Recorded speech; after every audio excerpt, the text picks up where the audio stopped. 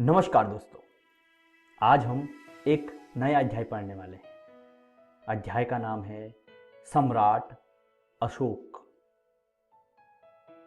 दोस्तों, सम्राट अशोक एक महान शासक थे। उनके बारे में पढ़ने से पहले देख लेते हैं इस अध्याय में आज हम क्या क्या सीखेंगे। आज हम इस अध्याय की शुरुआत सलाफा के नोट से करेंगे। उसके बाद सम्राट अशोक के बारे में चर्चा शुरू करेंगे। साथ ही एक राज्य और साम्राज्य तथा सम्राट अशोक का प्रशासन, इन दो बिंदुओं की भी चर्चा करेंगे। तो चलिए शुरू करते हैं आज का अध्याय। बच्चों, सलाफा नोट को बहुत ध्यान से देख रही थी। अचानक उसकी नज़र नोट पर चित्रित अशोक स्तंभ पर पड़ी। उसने अपने पिताजी से पूछा कि पिताजी, नोट में यह स्तंभ का चित्र क्यों दिया गया है? ये स्तंभ कहाँ और इसे किसने बनवाया? तब सलाफा के पिता ने सलाफा को सम्राट अशोक की कहानी बताई। अशोक इतिहास के महानतम राजाओं में से एक था।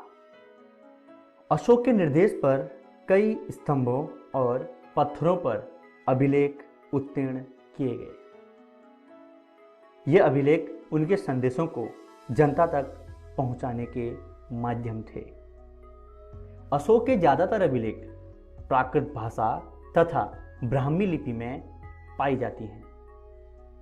अशोक मौर्य वंश का एक महत्वपूर्ण राजा था, जिसने मौर्य साम्राज्य को एक नई ऊंचाई प्रदान की थी। मौर्य काल के बारे में हमें जानकारी दो प्रमुख साहित्य स्रोतों से भी मिलती है, जिसमें एक चंद्रगुप्त के प्रधानमंत्री कौटिल्य, अर्थात जिन्हें हम चाणक्य के नाम से जानते हैं, उनके द्वारा लिखी हुई पुस्तक अर्थशास्त्र के द्वारा मिलती है, और दूसरा मेगास्थनीज। इन्होंने भी एक पुस्तक लिखी जिसका नाम था इंडिका। बच्चों, ये मेगास्थनीज सेल्यूकस का राजदूत था, जो चंद्रगुप्त के शासनकाल में कुछ समय के लिए भारत आया था। सम्राट अशोक के राज्य का विस्तार पूरे भारत में काफी विस्तृत क्षेत्र में फैला हुआ था। इसकी राजधानी पाटलिपुत्र थी। इसके अलावा साम्राज्य में बहुत सारे नगर थे, जिन नगरों में उज्जैन तथा तक्षशिला प्रमुख नगरों के रूप में जाने जाते थे। मानचित्र में त्रिकोण के ये चिन्ह इन नगरों को दर्शाते हैं। तक्षशिला वर्तमान में पाकिस्तान में स्थित है। यहाँ से उत्तर पश्चिम और मध्य एशिया जाया जा सकता था। दूसरी तरफ उज्जैन उत्तरी भारत से दक्षिणी भारत जाने वाले रास्तों में पड़ता था।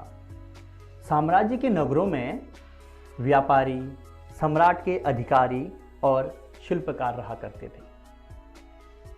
साम्राज्य में कई गांव थे, जहां किसान और पशुपालक रहा करते थे। इसके अलावा मध्य भारत जैसे इलाकों में ज़्यादातर हिस्सा जंगलों से भरा हुआ था, जहां के लोगों की आजीविका फल फूलों का संग्रहण और जानवरों का शिकार करने से चलती थी। साम्राज्य में भाषा, भोजन और पोशाकों में भी काफ़ी विभिन्नताएं थीं। अलग अलग जगहों के लोग अलग अलग भाषा बोलते थे। उनका अलग अलग पहनावा था तथा भिन्न प्रकार के भोजन करते थे। मौर्य साम्राज्य के अलग अलग हिस्सों में अलग अलग ढंग से शासन किया जाता था। पाटलिपुत्र और उसके आसपास के इलाकों पर सम्राट का सीधा नियंत्रण था। राजा के द्वारा अधिकारियों की नियुक्ति की जाती थी। ये किसानों, पशुपालकों, शिल्पकारों तथा व्यापारियों से टैक्स इकट्ठा करते थे। टैक्स अर्थात कर वसूलते थे। राजा के आदेशों का उल्लंघन करने वाले को अधिकारी सजा भी देते थे। इनमें से कई अधिकारियों को वेतन भी दिया जाता था। संदेशवाहक एक जगह से दूसरी जगह तक घूमते रहते थे। राजा के जासूस अधिकारियों के क्रियाकलापों पर नजर रखते थे। इन सब के ऊपर सम्राट था, जो राज परिवार और वरिष्ठ मंत्रियों की सहायता से सब पर नियंत्रण रखता था। प्रशासन की सबसे छोटी इकाई ग्राम थी। प्रशासन की सुविधा के लिए मौर्य साम्राज्य कई छोटे क्षेत्रों या फिर प्रांतों में विभक्त था। अशोक के समय इनकी संख्या 5 थी। यहाँ प्रांतीय राजधानियों से शासन किया जाता था। अक्सर राजकुमारों को वहाँ पर राज्यपाल बनाकर भेजा जाता था। ज़्यादातर पाटलिपुत्र से इन क्षेत्रों पर नियंत्रण रखा जाता था, लेकिन ऐसा लगता है कि इन जगहों पर स्थानीय परंपराओं और नियमों को ही माना जाता था। मौर्य शासक प्रांतों में आवागमन के लिए महत्वपूर्ण मार्गों तथा नदियों पर भी नियंत्रण स्थापित करने की कोशिश करते थे। वे यहाँ से संसाधन कर और भेंट को एकत्रित करते थे। बच्चों, कौटिल्य ने अर्थशास्त्र में लिखा है कि उत्तर पश्चिमी क्षेत्र कंबल तथा दक्षिण भारत सोने और कीमती पत्थरों के लिए जाना जाता था। संभव है कि यहाँ के लोग इन संसाधनों को नजराने के रूप में शासक को देते थे। चलिए दोस्तों, देखते हैं आज की वीडियो में हमने क्या क्या सीखा।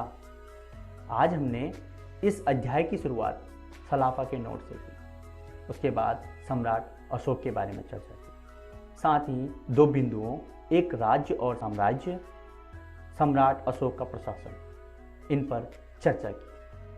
अगली वीडियो में हम इसी अध्याय का अगला भाग देखेंगे, जिसके अंतर्गत कलिंग युद्ध, अशोक का धम्म, प्रांत एवं राजधानी, प्रांतों के लिए अशोक के संदेश, इन बिंदुओं पर चर्चा करेंगे। आशा करते हैं आपको यह वीडियो बहुत पसंद आई होगी। धन्यवाद।